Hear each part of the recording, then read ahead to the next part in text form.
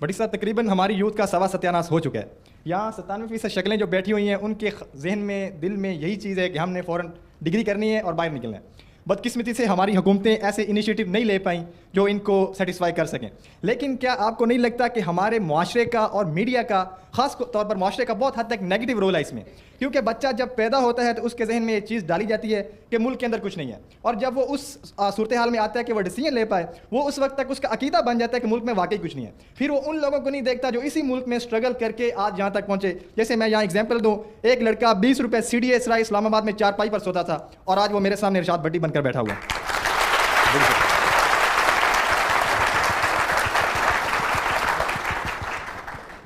शुक्रिया। हम ना अच्छा पाकिस्तान दे सके हैं, ना अच्छा तालीम। हमारा आइन जो है, जो कि अब ग़ालिबन कई बार टूट चुका है हमारी नज़रों के सामने, और उस आइन में बुनियादी क्या है हकूक़ कि आपको मुफ्त तालीम देंगे। आपको मिल रही है मुफ्त तालीम? मिल रही है। हम मुफ्त सेहत की सहूलियात देंगे, मिल रही है। आज़ादी इज़हार राय देंगे, मिल रहा है। और उसके अलावा हम आपको मौक़े देंगे जॉब्स के, इस मुल्क में आगे बढ़ने के।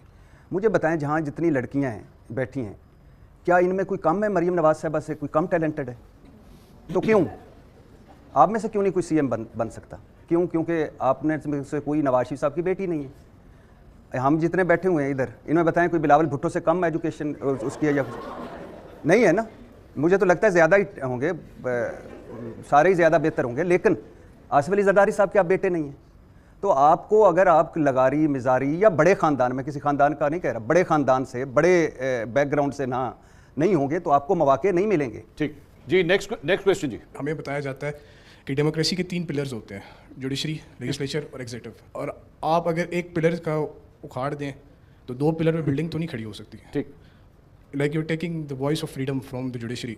वो आज़ाद अदलिया तो नहीं रही फिर। अब जब आज़ाद अदलिया ही नहीं रही तो फिर आज़ाद यूथ कहाँ रहेगी? ओके, इंटरेस्टिंग क्वेश्चन आदिल साहब। एक तो मुझे सिर्फ इस सवाल का जवाब दे दीजिए, आप में से कोई, आदिल साहब आप दे दीजिए, या आप में से कोई, अदलिया आज़ाद कैसे नहीं है? अदलिया तब आज़ाद नहीं है जब मुझे पता है कि 3 चीफ जस्टिस में से मैंने एक प्राइम मिनिस्टर ने या प्रेसिडेंट ने चूज़ करना है उसको, और वो मेरी गवर्नमेंट के खिलाफ। प्राइम मिनिस्टर या प्रेसिडेंट ने तो चूज़ नहीं किया। नो, बट जिस पे the senior most chief justice was not justice Yahya Afridi. That is the point.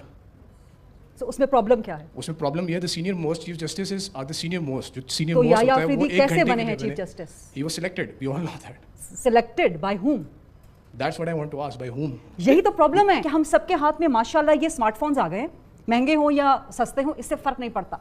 इस स्मार्टफोन पे जो बयानियां हमें नज़र आएगा हम उसको अडॉप्ट कर लेंगे, क्योंकि हमारा attention span is even lesser than 30 seconds, maximum 1 minute. कोई पोस्टर देख लेंगे, कोई मीम देख लेंगे, कोई स्टेटमेंट 1 लाइनर 2 लाइनर देख लेंगे, हम उसको यकीन कर लेंगे। I am not blaming anyone, this is human psyche, ये इंसान की साइकी है।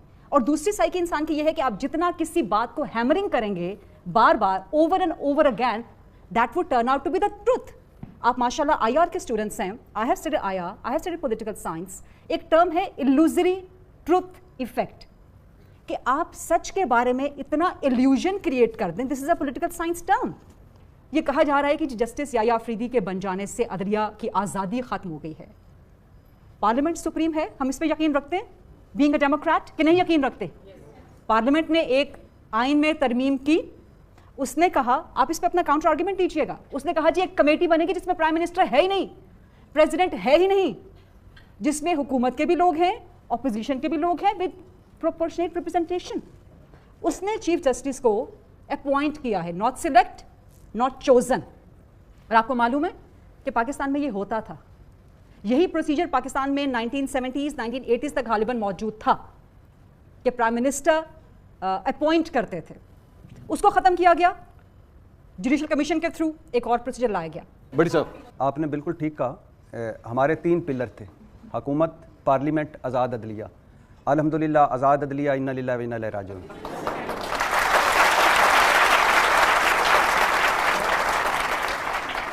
और ये पार्लियामेंट सुप्रीम है। कौन सी भाई पार्लियामेंट? जो मैंडेट लेके आती है, वो पार्लियामेंट। और दूसरा, जस्टिस याया अफरीदी क्यों चीफ जस्टिस बने? क्योंकि मंसूर अली शाह साहब और मुनीब अख्तर को नहीं बनाना था। क्यों नहीं बनाना था? क्योंकि वो हमारा इलेक्शन डाका जो है वो कहीं ना खोल दें। اور بات یہ ہے کہ اب کون سی ہم الوژنس کی بات کر رہے ہیں؟ ہم اتنی دیدہ دلیری سے کیسے کوئی چیز جھٹلا سکتے ہیں؟ کیا کیا آپ نے؟ 12 وہ لوگ بٹھائے جو ایس ایچ او اور سول جج نے اور پٹواری لگانے کے لیے کوششیں کرتے رہے پوری عمر، ان کو آپ نے دے دیا آپ نے چیف جسٹس سلیکٹ کرنا ہے. کیوں بھائی؟ کس لیے؟ اگر کوئی کل یحییٰ آفریدی صاحب کہیں کہ آج کے بعد میں پرائم منسٹر سلیکٹ کروں گا، 3 نام مجھے بھجواؤ، تو آپ کو قبول ہوگا؟ تو بنیادی طور پہ انہوں نے کیا یہ ہے کہ انہوں نے آزاد عدلیہ کا وجود ختم کر دیا ہے، اور وہ ختم کیا ذاتی مفادات کی وجہ سے. 26ویں آئینی ترمیم لوٹوں کی وجہ سے لائے، اور قاضی فائز عیسیٰ لوٹا کرسی جائز قرار دے کے گئے.